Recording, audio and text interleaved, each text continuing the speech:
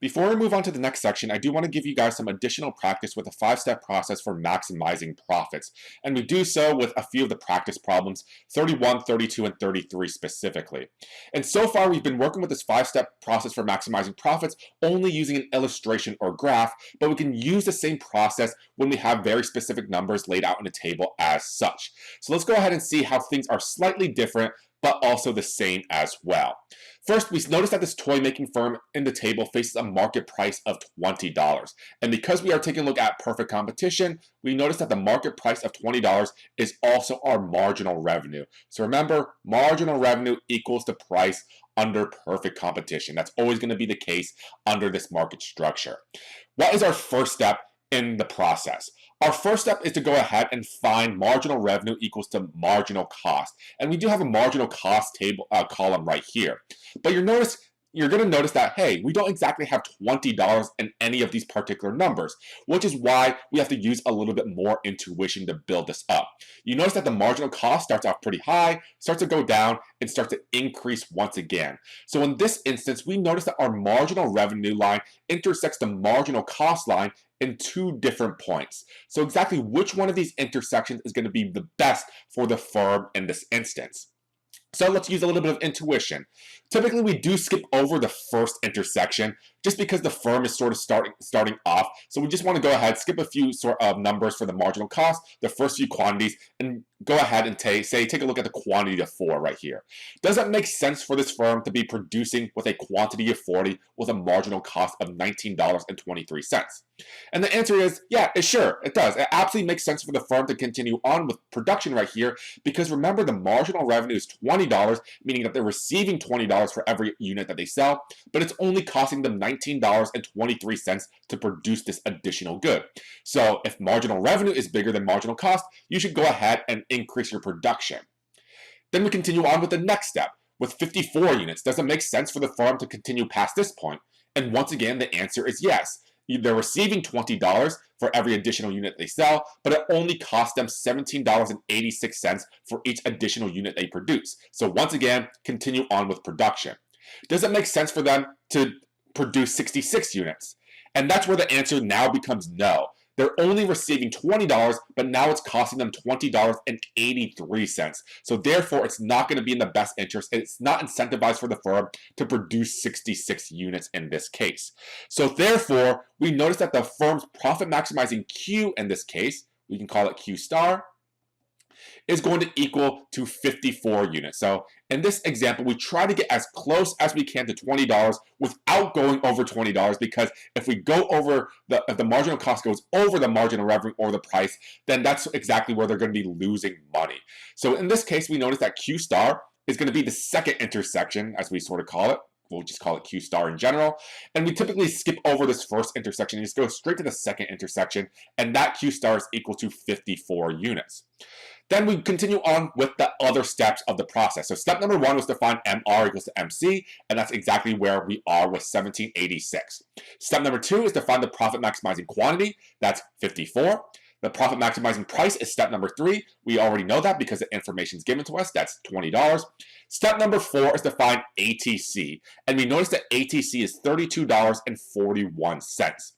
Is the firm earning profits, losses, or zero economic profit in the numbers that we have right here? Because ATC is bigger than the price, ATC is bigger than $20, we notice that the firm is going to be incurring some type of losses. So remember that anytime ATC is less than price, the firm is earning losses. Sorry, so this is going to be a greater than, not a less than. So anytime ATC is bigger than our price, therefore the firm is going to be earning some type of loss. But remember, anytime a firm earns a loss, what extra decision does it have to make for itself? Does it want to shut down or does it want to continue on with these losses? And how exactly do we do that? We need to take a look at AVC. So our AVC in this instance is $23.15. Our AVC is bigger than the price. And what did we say about the shutdown conditions here? What should the firm do? The firm should go ahead and shut down. Anytime the price is less than AVC, we know that the firm should go ahead and shut down. And that's exactly where we come to the question choice D right here, where the firm actually does best to go ahead and shut down.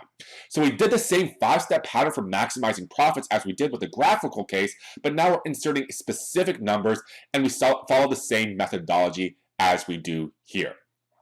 Let's go ahead and change the numbers up just a little bit and take a look at question number 32, where we face a market price of $25. So now price is equal to $25.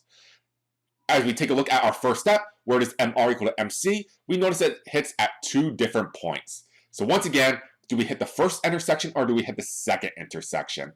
And we want to go ahead and hit the second intersection. We ask ourselves, does it make sense for the firm to go past this first point? So here, 19, 17, 20, it does make sense for the firm to go past 27 units because the marginal cost is lower than the marginal revenue. So in this case, it always incentivizes or behooves the firm to produce more if marginal revenue is greater than marginal cost. There's just extra revenue and extra profits to be made. Do they continue on past 76 units or do they go stop at 76 units? If we take a look at 84 units, you notice that the marginal cost is $31.25.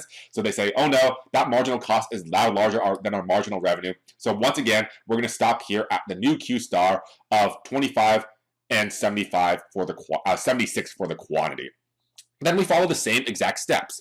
So step number 1 was to find MR equals to MC. That's exactly what we do here. Step number 2 is to find the profit maximizing Q. That's 76 units. Step number 3, that information was given to us, $25. Step number 4 is to find ATC. So ATC is $29.61. Once again, are we earning profits, losses, or zero economic profits? And once again, because ATC is larger than the price, we are facing some type of losses. But what should the firm do? Should it shut down or should it continue producing? Take a look at the AVC. And in this instance, we know that AVC is actually less than the price. So AVC less than the price. And if this is going to be the case, the firm continues to operate. So here we put operations continue. And they're still going to have losses, but they're going to do best to minimize their losses when they continue to operate when price is greater than AVC. So therefore, the profit maximizing point where it minimizes its losses in this case is going to be producing at 76 units. And that's going to be the answer choice there. And then finally, with our last question, if the toy making firm in the table faces a market price of $36, it's going to maximize profits by doing what? And once again, we follow the same 5-step pattern as before. Where is it going to get as close to 36 as it can? You just use that same intuition. Does it make sense for for the firm to continue on past these quantities right here? And you can say yes. And that's going to continue all the way to this point right here, where they notice that, hey, if I move past 91 units, the marginal cost becomes greater than marginal revenue. So therefore, I should stop right here where marginal cost is equal to $35.71. Profit maximizing Q is 91 units. Profit maximizing P is 36, as we've already seen. We notice that ATC is now less than the price. So therefore, if this is going to be the case, if ATC is less than the price, the firm is going to be earning some type of profits. So positive profits in this instance. So we don't have to worry about the extra decision that the firm has to make. So therefore, we notice that the firm is earning profits. We could calculate the profits out if we wanted to. We just take 36 minus 30.22 and then multiply that difference by 91. We'll get the profits there. But all the question is asking us is what's the profit maximizing Q? And that's going to be 91 units. So as we can see from this example, we will still continue to use the same 5-step pattern for maximizing profits as we did with the graphical case, except now we're putting specific numbers to it. And when we put specific numbers to it, we will encounter the case where our marginal revenue line is going to intersect the marginal cost at 2 different points. And typically we do notice that, hey, the second intersection is going to be our profit maximizing point, because it does make sense for the firm to continue on because the marginal revenue is greater than marginal cost as we move past from the first intersection to the second intersection. So essentially, this area right here is going to be the sort of additional profits or additional revenues that the firm is going to receive by producing here at Q star rather than Q0. So once again, take a look at the problems that we have in the practice problems, get more practice with the 5-step pattern for maximizing profits, both on the illustration, on the graphical sense, and also with specific numbers, and then you'll be good to go. We'll take a look at the transition from the short run over into the long run in the next video. I'll see you guys there.